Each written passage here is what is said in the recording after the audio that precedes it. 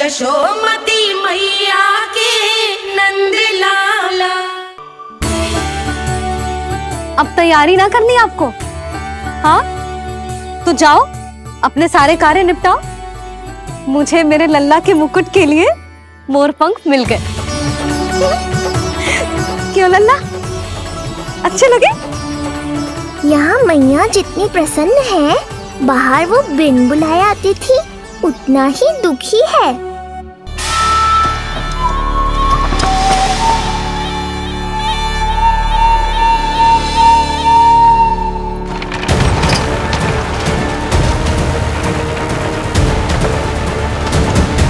तीन प्रहर व्यर्थ हो गए, न जाने कब मिलेगा नंद का घर।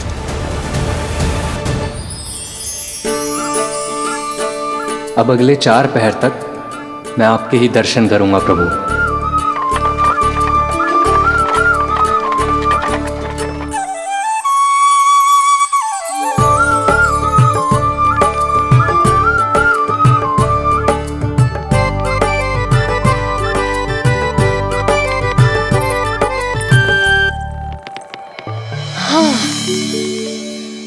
सारी तैयारी हो गई लल्ला, तेरा नया मुकुट भी बन गया।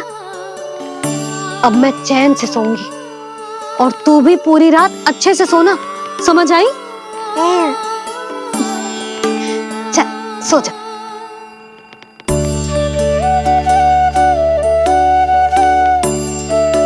क्या हुआ, नींद ना आ रही?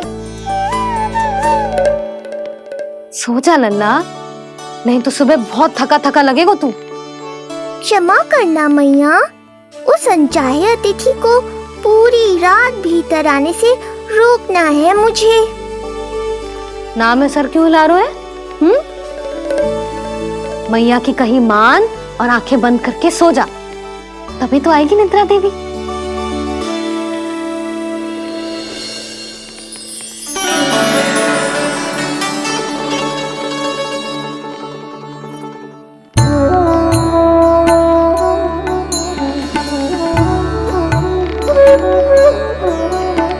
प्रभु, मैया की आज्ञा मान लीजिए ना।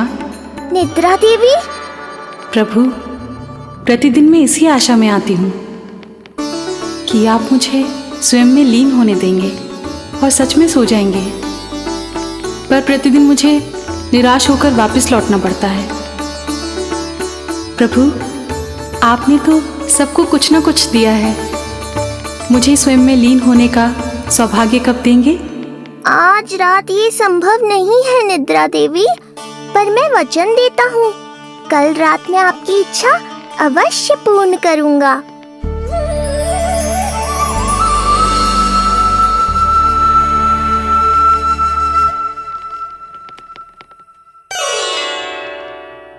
ऐसे क्या देख रहा है रे टुकुर टुकुर, जैसे किसी से बातें कर रहा हो? सो भी जा लल्ला, कितना सताएगा अपनी मैया को। मुझे पता है मैया, जब तक मैं सोने का स्वांग नहीं करूँगा आप भी नहीं सोएंगी।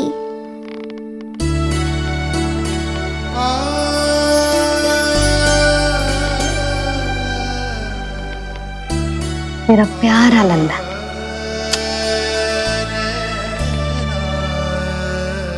मैं निंद्रा देवी की दशा समझ सकता हूँ प्रभु।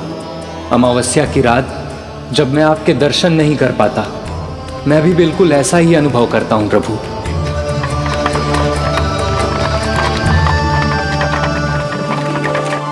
अरे चंद्रदेव, अति उत्साह में आप अभी से कोई संकेत मत दे देना शकटासुर उत्कच को। अभी तो उसे कुछ चक्कर और लगाने हैं गोकुल के।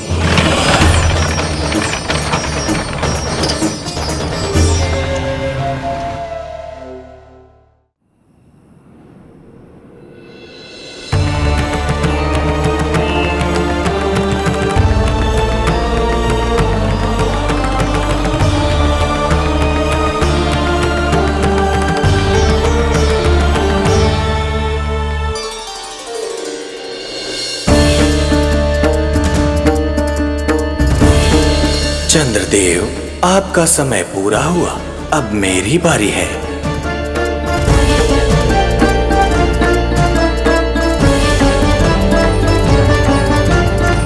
चंद्रदेव तो प्रभु दर्शन में खोए हुए हैं, मुझे ही कुछ करना होगा।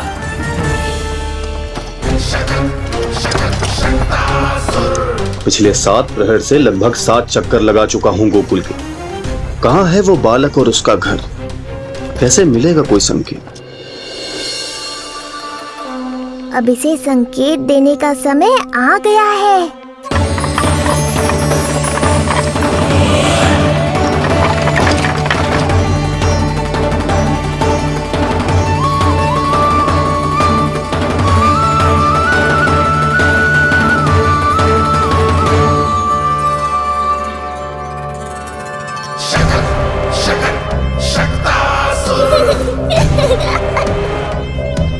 वो रहा। देख रहे हो लल्ला, कितना सुंदर दिन है। हाँ मैया, बहुत अच्छा दिन है आज। अब देख कैसे तेरा काल बनकर तेरे घर में प्रवेश करूंगा, और वो भी बिना बुलाए।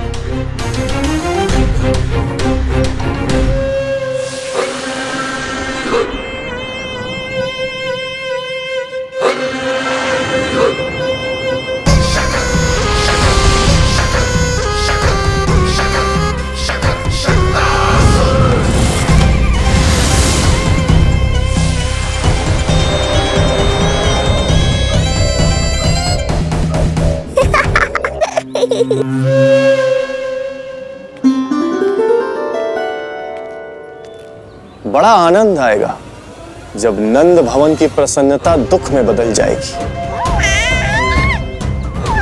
जब हर्षोल्लास के इन स्वरों के स्थान पर चित्कारें गूंजेंगी। बड़ा आनंद आएगा।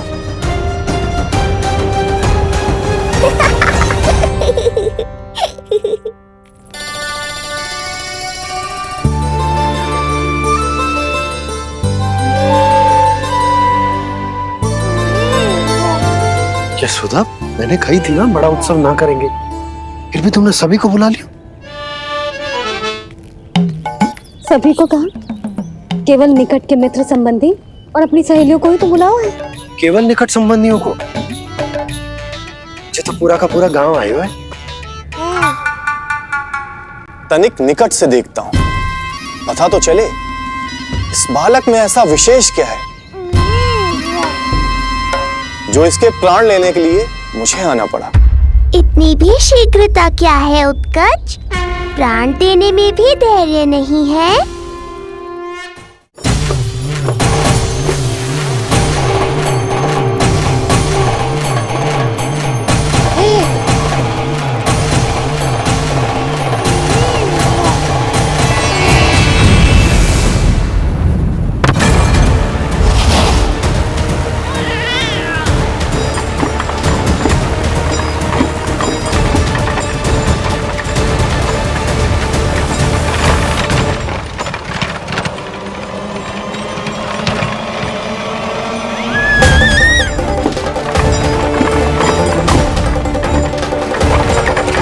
बोला रुको।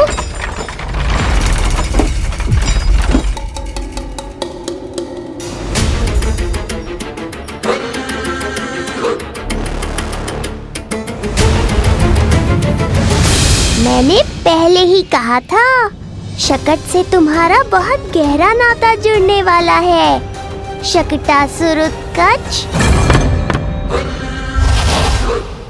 सुनो जी, उत्सव आरंभ होने को है, सब अतिथि आ गए।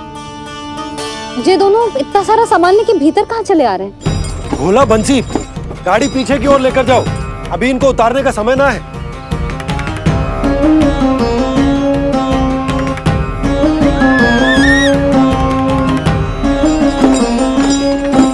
सुनो जी, तनिक से संभालो। तुम कहाँ जा रही हो? पंडित जी के आने के समय हो गए। रोहिणी जीजी को तो बुला लो। आई।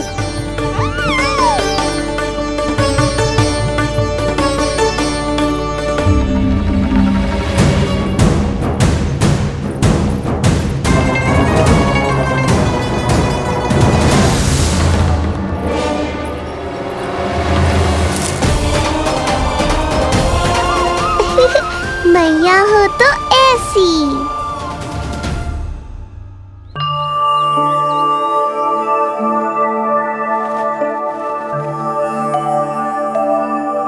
आज तुम्हारे छोटे भाई की जन्म नक्षत्र पूजा और उत्सव है, किंतु मुझे क्षमा करना पुत्र, चाहते हुए भी तुम्हें वहां नहीं ले जा सकती। तुम्हारी सुरक्षा के लिए तुम्हारे पिताजी ने ये आदेश दिया था कि मैं तुम्हें सारे जग से छुपा कर रखूं, किंतु आज तुम्हारे जन्म के बाद इतना समय बीत गया है और तुम अब तक।